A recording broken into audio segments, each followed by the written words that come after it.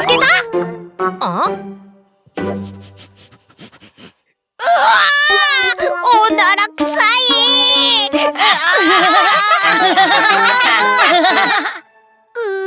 なんでゲップとおならが出るんだろう。なぜかって？教えてあげる。ジェニー、トニー、なんでかな。歌でしょ。チュピチュピチュピチュ、ゲップとおなら、チュピチュピチュピチュ、ジェニーとトニーに任せて。食べるときに飲み込む空気、水飲むときだって一緒。働きっぱなしのトノト、コクコクコクコクコク。食べ物下へだんだんだん、空気は上上がってく。トンネルを抜けろ。ゲップゲップゲップゲップ出しちゃおう。ゲップゲップゲップゲップやってみよう。出さないとお腹痛くなる。ゲップゲップゲップゲップ大きな音で思い切りやっちゃおう。ヘイ、ここはどこ？大腸の中だよ。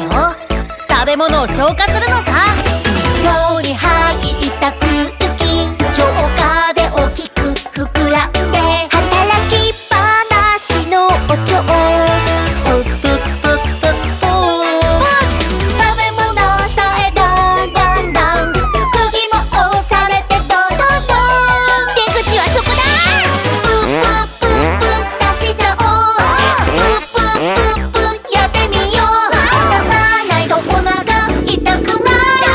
プップップップッ大きな音で思い切りやっちゃおう。ヘイ、ゲップゲップゲップ出しちゃおう。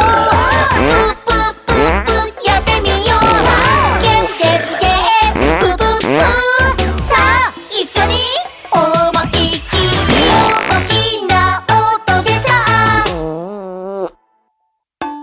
そっか。ゲップが臭いのはさっき食べたものと一緒だったからなのね。それに、おならがもっと臭いのは、もっと前に食べ物と一緒だったからなんだね。その通ところでカメレオンは？大丈夫よカメレオン。恥ずかしがらなくてもいいのよ。そうだよ。おならというのは、臭いものだからね。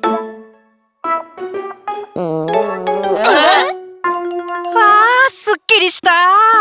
実はずっとおならしたかったんだよね。私も。すっきり。息ができない。もうみんな